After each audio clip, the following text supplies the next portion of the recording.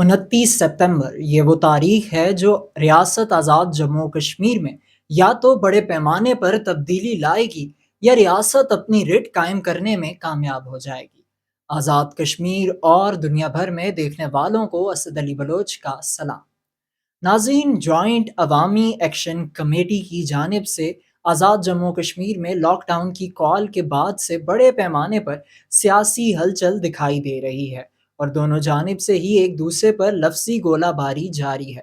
Joint عوامی action committee اپنے مطالبات پر قائم ہے تو ریاست بھی اس بار ان سے آہنی ہاتھوں سے نمٹنے کی تیاری میں مصروف دکھائی دے رہی ہے، اور اسی ضمن میں پولیس تعیناتی کا نوٹیفیکیشن بھی منظر عام پر آ چکا ہے۔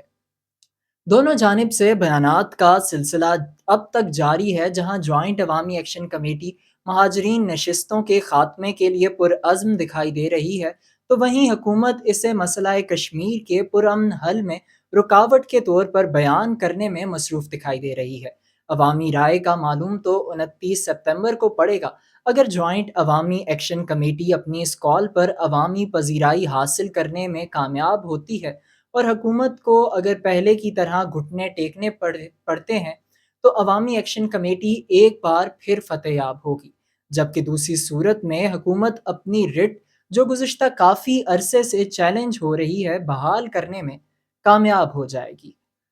اسی تناظر میں صدر مسلم لیگ نواز آزاد جموں و کشمیر شاہ غلام قادر یہ کہتے دکھائی دیے کہ دکاندار 5 نمبر چیزیں فروخت کرتے ہیں، ہمیں درس نہ دیں۔ انہوں نے جوائنٹ عوامی ایکشن کمیٹی پر تنقید کی، انجمن تاجران پر تنقید کی۔